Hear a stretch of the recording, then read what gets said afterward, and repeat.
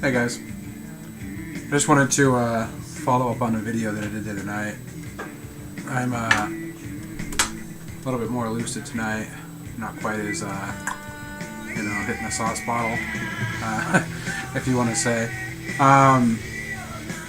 But I just rewatched that video, and I know I brought up some really good points, and some of the points that I brought up I wanted to really follow up on a little bit more in depth now that I'm not. It's not 2 in the morning, I think what it was last time, and yeah, combined tired and drunk, I was kind of like, there was a lot of it, but there were a couple of things that I really wanted to follow up on. I know I touched base on the healthcare, how messed up it is, and I apologize. I used fuck a lot the other night. Apologize for that. But there was the healthcare I wanted to follow up on, and our diets that processed foods that we eat. I recently read a study about the processed foods that I'm not going to read the study to you, but I'll narrate kind of what it said. And I also mentioned, or I talked about the fat cats in Washington, the elites, the 1%, however you want to describe them. I kind of talked about them a little bit. I kind of want to follow up on them a little bit too. So I wanted to start tonight. I just wanted to start with our diets and kind of what we eat. And I know everybody kind of knows the story. But I came across a study that I wanted to follow up on a little bit. And it was actually titled. It was a really, really massive study that was conducted from Oxford. I think it was from Oxford University, Princeton University, Stanford University. There was a bunch of universities combined on this study. And it was actually titled, "Processed Meat Too Dangerous for Human Consumption." There were a couple reasons why. And the biggest being, everybody remembers MSG, and the MSG scare, and the whole, the media attention that MSG got, and finally it put enough pressure onto the food companies to get rid of MSG in a lot of foods because nobody was going to eat the shit. Well, MSG is a lot like sodium nitrate. MSG was an additive, it was a preservative, it was put into foods to give it longer shelf life, and ultimately, bottom line, to maximize the profits of these food manufacturers. Well, sodium nitrate is different because sodium nitrate, it doesn't preserve the food, it just changes the look of the food. Sodium nitrate is in anything that you eat, any kind of a processed meat, minus poultry and fish, and seafood. So your processed pork, your processed beef, any of that sausage, any of that, bacon, pork, okay, pig and cow, put it that way. Sodium nitrate is crazy involved in these two, different kinds of meat. What sodium nitrate does, if you consume sodium nitrate on a regular basis, so if you're eating ground beef, processed ground beef from, Hy-Vee, Walmart, wherever you may get it, if we're eating sausage, frozen pizzas with pepperoni, any kind of canned soup with meat in it, pretty much any processed meat that's not fresh chicken, that's not fresh fish or seafood, anything else has sodium nitrate in it. And the study showed that anybody that consumes sodium nitrate or eats this processed meat on a regular basis, you want to hear the stat? 67% higher. Your odds are 67% higher of getting some kind of cancer because sodium nitrate is in your body. That's staggering, people. That's staggering. And do you hear about it on the news? Do you ever hear about that? Do you ever hear about the rates of cancer in America? You don't. You have to ask yourself why. Why don't we hear about the rates of cancer going on in the country? It's not profitable, maybe? I don't know. I honestly don't know the answer to this question. So maybe, you and I, maybe as a team, we can delve into it a little bit and find out. But as of right now, I don't. I think it should be the number one. Now they're talking about Nelson Mandela, and great guy. But I think there are more pressing issues that need to be talked about. And I think the shit that people are eating, especially Americans, the shit that we're eating on a daily basis should be talked about. should be talked about. I think McDonald's should be fucking shut down. I think most fast food places should be shut down. Though it's convenient, and though we all eat it, I eat it too. But it's so bad for our health. And kind of what I was saying the other night is when you combine a shitty food market or a shitty, dietary market for people to eat, combined with a shitty and corrupt healthcare system, I'm surprised we're living as long as we are, folks. Like, seriously. But when you combine those two, I mean, it stages itself. I mean, it sets itself up for a freaking epidemic. And it really, really does. When people get sick because of the shit they're eating, because of the food, a lot of people can only afford this food. And this is the sad part. Because this shitty food is cheap and readily available. It's the foods that are good for you that are more expensive and not so readily available. Yeah, here in Lincoln, maybe in most of Nebraska, fresh produce and shit like this is readily available.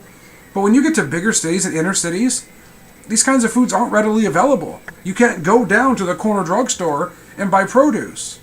Yeah, I mean, a lot of times people that live in, let's say you live in inner city Detroit. There's not going to be many grocery stores in inner city Detroit that have produce. So that means you have to get your poor ass on a bus and probably, truck it 50 miles, or not 50 minutes away to a store that actually has produce. Then when you get there, you probably couldn't afford to buy much. And then you got to take your happy ass 50 minutes back. Wouldn't it be so much easier just to go down to the corner, Burger King or McDonald's or Wendy's or whatever you're fancy? That is the problem. So when you have a large majority of people or a large number of people eating this shit food, and then when they do get sick because of this food, they can't go to the doctor because that's equally devastating to them financially. So you combine these two areas. I mean, what the fuck is going on in this country? How is this not an outrage? Okay, I talked about the food, talked about the healthcare system a little bit. The healthcare system is probably the most corrupt system that we have in the country. I mean, minus the FDA and I'll get into those a little bit later, but the healthcare system is probably one of the most corrupt systems that we have, and I'll explain. This is the one system other than banking that should be a non-profit system. You shouldn't have systems, and prisons, but that's a whole other story. You shouldn't have a system that is designed around profit. I get it, we're America, we're capitalistic, we're a bunch of freaks when it comes to profit. But I think there are some systems and some markets in this country, even in this country, that should not be ran for profit. And the healthcare system is probably at the top of my fucking list. It has to be. Because you can't try to profit off of people's health. I mean, it sounds really obnoxious. And when you introduce or when you explain this idea to somebody that's not really familiar with the American model, they're like this. They're like, what? Most people now have heard of America's healthcare system because it's a laughing stock of the world, really. I mean, when other nations hear about how fucked up our healthcare system is, yeah, they're like, wow, really? And then, top it off, and then you have these brainwashed Americans, usually conservatives, because that's the news they watch, and this is what gets beat into their head. I'm not knocking conservatives by any means, but what gets beat into their head usually is, oh, but if we had a healthcare system like France or Switzerland or Sweden or Germany or Italy or, you'd be waiting 6 months to get seen for a cold. Stop the nonsense, people. Are you fucking kidding me? How dumb can you be? Like, seriously. Some of those systems that have socialized healthcare, or better put, free healthcare, those systems work better than any system any fucking politician has ever introduced in this country. Ever. Ever. When you have Americans running up to Canada to freeze their ass off for healthcare, okay, what does that tell you? When you have Americans that actually fly overseas for healthcare. Not only is it better, it's cheaper and in most countries free. So what does that tell you? We have a healthcare system that is broken. It is broken at the very fundamental base of it. Okay, and if you have any structure where it's broken at the base, the entire system is corrupted. The entire system is weakened and broke. So you can't have a system that's strong at the top and weak at the bottom. If it's weak at the bottom, it's weak at the top. That's just fundamentals. So when you combine these two, when you combine our diets and the healthcare system, I think by far, I don't know how people live. I mean, I think, what is the average life expectancy? 76, I think, in this country? I honestly don't know how. Because I think in 30 years, if shit doesn't change, our life expectancy is going to drop. Even with technology and medicine. They might figure out, they might figure out ways for you to live with cancer. They're never going to cure it, though. There's no money in the cure. And I know my brother's heard me say this 1,000 times. They won't cure cancer. Not until they've exhausted every fucking penny out of the treatment that they can. But they're never going to cure it. They're still pissed about all the money they lost from AIDS and from polio. AIDS is another thing. They're not going to cure AIDS until they milk every fucking dollar out of it. You kidding me? You telling me they don't have a cure for it? Bullshit. There's been a cure for AIDS for 20 years. But curing the problem that's not profitable. And that's the problem. That's where our problem lies. Because they want to profit on health insurance. They want to profit on people's health. That's not right. That's not right. And this is why I said the other night that I refuse. I'm not going to, I applaud Barack Obama for trying, at least taking a step to try and fix healthcare or try to make it a little better. But I'm not going to buy into it because I'm not going to buy into a corrupted system. I'm not going to waste a fucking penny of my money on a system that's already broken. Until they totally revamp from the base, from the ground up, healthcare, I'm not touching it. I'm not touching it. I'm not. And yeah, I get sick. I do. I've been sick. The last few months I've been in the hospital. I'm still not buying health insurance. I'm not. So, that was just for now. I gotta take a little break, but I will be back, and I want to talk about some other issues too. And I don't want to ruin it though, so I'll talk about these issues for now. I'll let you digest this, and I'll be back in a little bit. There's some other things that I want to talk about, and I want to get your feedback because I think it starts with the conversation.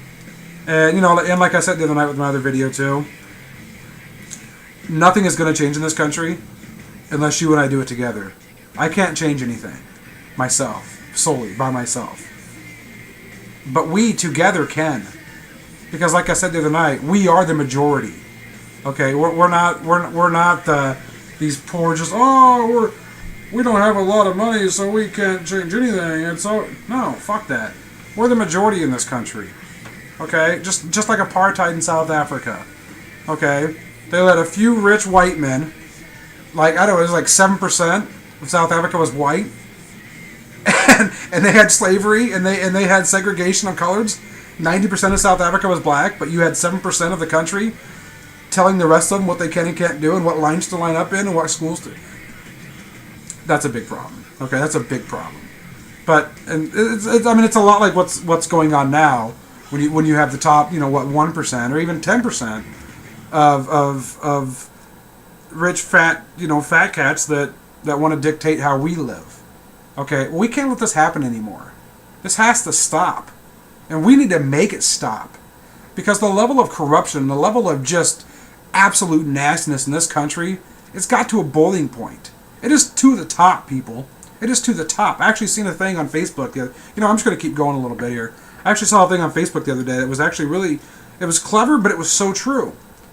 It was about Black Friday, and it said, if you stand in line for Black Friday for 3 hours or camp out for Black Friday, oh, you're a good consumer.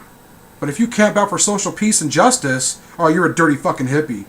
That's the problem. And it's so true. It is so true.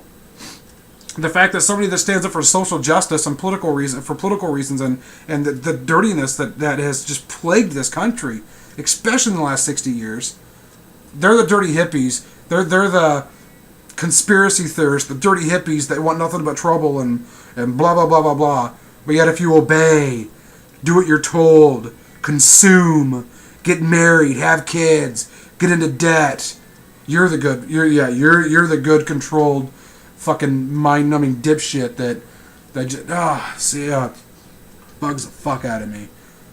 But anyway, I'm going to take a break. I'm going to I do want to talk about some other issues. So bear with me. I'll post this video, and shortly after I'll post another one, following this one up, and kind of following up on one the other night too. So I'll see you in a little bit. Have a good night.